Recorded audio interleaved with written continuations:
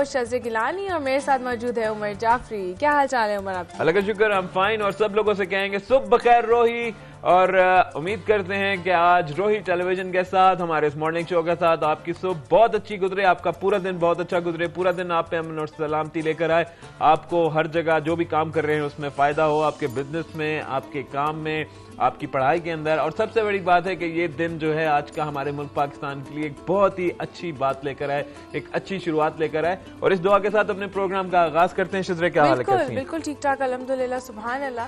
और जब भी हमारे साथ हमारे व्यूअर्स होते हैं हमारी सुबह और बेहतर हो जाती है। और अगर आप लोग भी हमें कॉल करना चाहते हैं और प्रोग्राम में अपने आप को शामिल कराना चाहते हैं तो मुझे कॉल करें और हमें कॉल करें 447280। और अगर आप लैंडलाइन से कॉल करना चाहते हैं तो 0900100280। और अगर आप SMS करना चाहते हैं तो SBR space message and send it to 4471। और मैं ये भी आपको बता व्यूअर्स से कहना चाहूंगी कि वो हर रोज मैसेजेस करते हैं कि शज़रे का नाम का क्या मतलब है। अच्छा। तो ये बेसिकली एक पर्शियन नेम है और इसका मतलब है गाइडिंग स्टार और पर्ल। क्या बात है, मैं तो इसको आज क्विज रखने लगा था, इसके ऊपर इनाम था। जो शिजरा का नाम बताएगा उसे हम प्यारा सा गिफ्ट हैम्पर भेजते। मगर आपने सरप्राइज तो कैसे जनाब, आज का प्रोग्राम उम्मीद करता हूँ आपको बहुत पसंद आएगा। बात हम लोग जब भी करते हैं दुखी इंसानियत की खिदमत की, लोगों की खिदमत की, और स्पेशली अपने पाकिस्तानी अवाम की खिदमत की, तो असूलन तो हमारा ध्यान जो है हमारे सियासतदानों की जानिब जाना चाहिए, जिनके लिए कायद आज़म जो कि हमारे मुल्क के बानी थे, हमारे वाहिद जिसे कहते हैं लीडर थे, जो कि पाकिस्तान में वाकई बहुत सिंसियर थे। वो ये कह गए थे कि जो गवर्नमेंट सर्वेंट्स हैं ये बेसिकली अवाम के नौकर हैं। ये मेरा नहीं कहना, ये कायद आज़म का कहना है। और उसके बाद क्या हुआ, किस तरह हुआ, ये सारी कहानी हमारे सामने है हिस्ट्री की बुक्स में।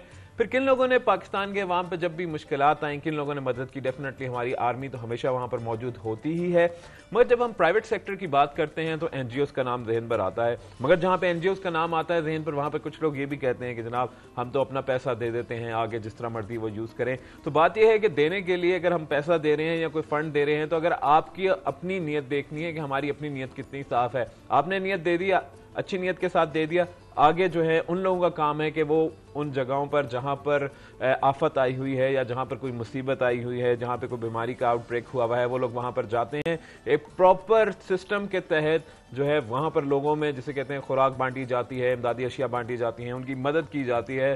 तो NGOs वाले लोग जो हैं इनकी लाइफ जो है बड़ी ही बिजी होती है, दिन रात काम, दिन रात काम। और आज एक ऐसी ही NGO का जिक्र आपके साथ करने जा रहे हैं।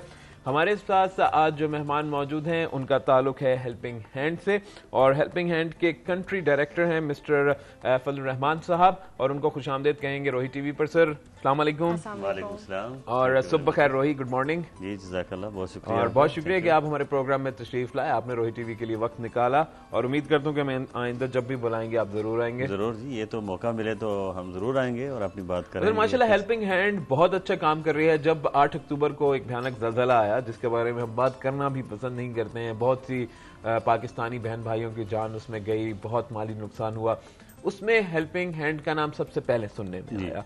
और उस दिन से लेके अब तक पाकिस्तान में जब भी कहीं डेवलपमेंट का जिक्र आता है, लोगों की मदद करने का जिक्र आता है, हेल्पिंग हैंड सामने होती है। और अभी ऑफ द ईयर आपसे मेरी बात चल रही थी, आपने ये भी बताया कि आप लोग आर्टिफिशियल लिम्स भी बनाते हैं, यानी वो तमाम लोग अगर किसी की टांग नहीं है तो उसके लिए टांग बनाते हैं, किसी का हाथ या बाजू नहीं है तो उसके लिए बाजू बनाया जाता है। तो फिर से ये सारी वो बातें हैं जिन पे हम आज बात करेंगे। अगर आपके आसपास कोई ऐसा शख्स हो, आपके खानदान में कोई ऐसा शख्स हो, अजीज़ो क़ारिब में ऐसा शख्स हो, कोई बच्चा, कोई बच्ची या कोई बड़ा जिसके लिए आप अफोर्ड नहीं कर सकते हैं, तो आप लोग मिस्टर फजलुर रहमान साहब से यहाँ रब्ता कर सकते हैं।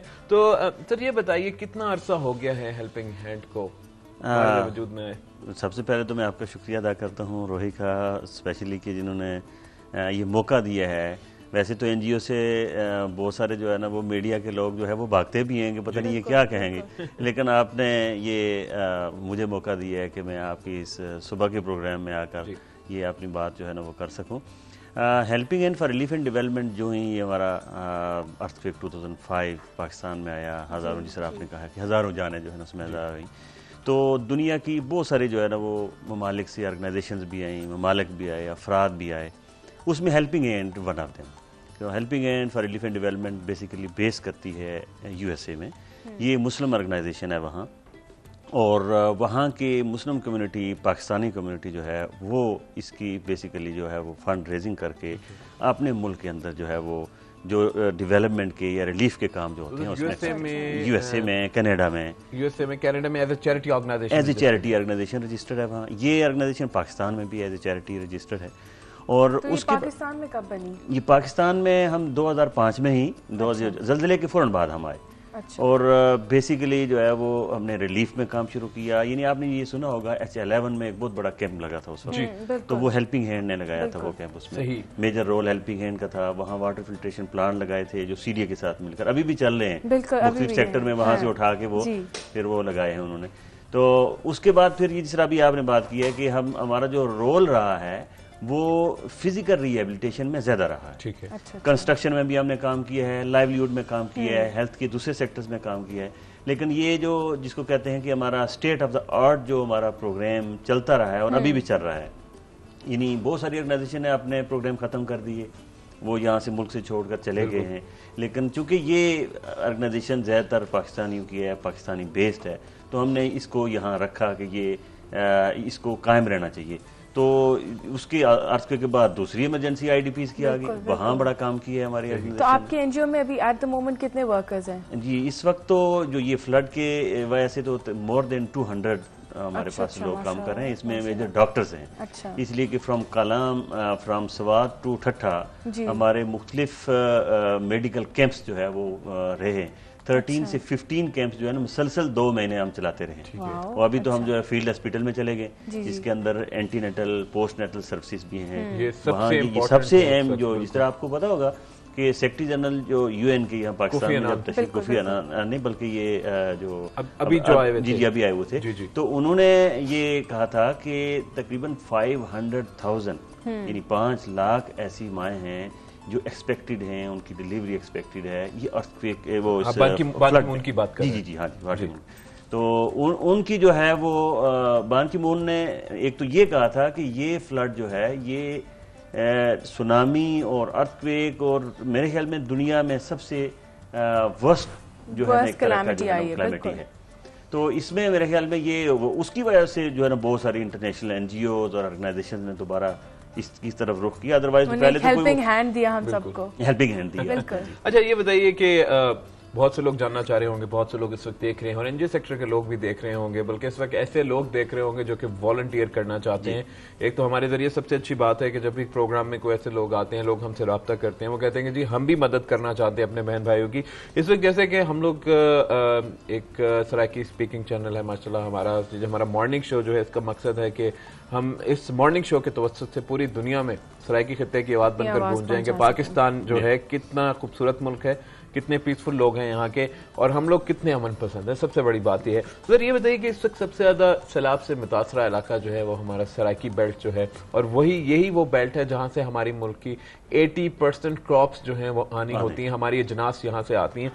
तो इस वक्त इन एरियाज में हेल्पिंग हैंड क्या कर रहा है? जी, ये बड़ा अच्छा आपने सवाल किया, और मुझे खुद इत्तफाक हुआ है कि फ्राम सवात टू ठट्ठा मैंने बाई रोड विजिट किया है। अच्छा। और उधर से ठट्ठा से सखर तक और इधर सवात से लेकर कोट मिठन तक। कोट मिठन जो है वो राजनपुर का ऑलमोस्ट एंड है इन पंजाब, मतलब काइंड ऑफ बाउंड्री है, रुझान जमाली उसके बाद आ जाता है। तो इस सारे एरिया में मैंने विजिट किया, और ये अब जब डीसीओ मुजफ्फरगढ़ से कल हमने एनओसी लेना था, वहाँ एक फील्ड हॉस्पिटल बनाया है, और उनसे ये भी रिक्वेस्ट किया कि हमारे इस प्रोग्राम में इस जो फील्ड हॉस्पिटल है इसका इफ्ताह वो कर दें, तो बहुत अच्छा है। तो वो बड़े खुश हुए, तो उन्होंने कहा यार हाँ मैं हेल्पिंग हैंड को जानता हूँ। तो हमने कहा जी वो कैसे? तो वो कहने लगे कि इनकी एक mobile medical and surgical unit जो है वो डे 1 से चल रहा है। क्या बात है। ये हमारा जो मुजफ्फरगढ़ में कोट अद्दू में कोट चौक मुंडा है, जहाँ सारे लोग फ्लड के बाद वहाँ शिफ्ट हो गए थे, वहाँ और बहुत सारे देहातों में सनामा है एक जो कोट अद्दू से थोड़ा आगे जाएं डीजी खान की तरफ, तो वो यानी जो अफेक्ट यानी ऐसा अफेक्ट हुआ है कि मेरे ख्याल में अगर आपको मौका किसी वक्त मिले वहाँ जाने का, तो आप देखेंगे कि जो सफाई हस्ती से मकान मिट गए हैं। तो हमारी टीम जो है वहाँ पर बिल्कुल मौजूद है, हमारे एंकर पर्सन वहाँ पर मौजूद हैं, तो बल्कि हम इनवाइट करते हैं किसी वक्त अगर आपको मौका मिले हम आपको लेकर चलते हैं वहाँ और आप देखें कि वहाँ क्या सूरत हाल है। हम इस वक्त कोट अद्दू में, सनामा और कोट अद्दू के दरमियान एक फील्ड हॉस्पिटल हमारा इस वक्त काम कर रहा है, जिसमें डॉक्टर्स हैं, डिस्पेंसर्स हैं, LHVs हैं, दवाइयाँ हैं, और उसमें हम वहाँ कर रहे हैं।